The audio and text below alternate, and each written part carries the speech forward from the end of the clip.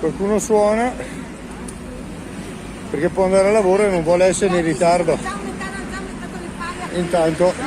Intanto noi che non possiamo lavorare dobbiamo far finta che ci vada bene.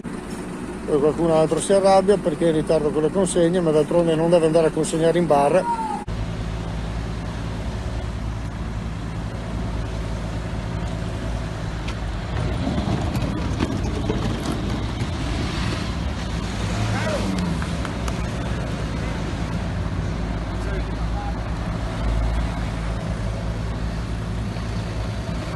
Se non gliene frega nessuno di noi, forse qualcuno ha già accelerato perché è più importante andare a lavorare in fabbrica e mettere via 10.000 euro in un anno.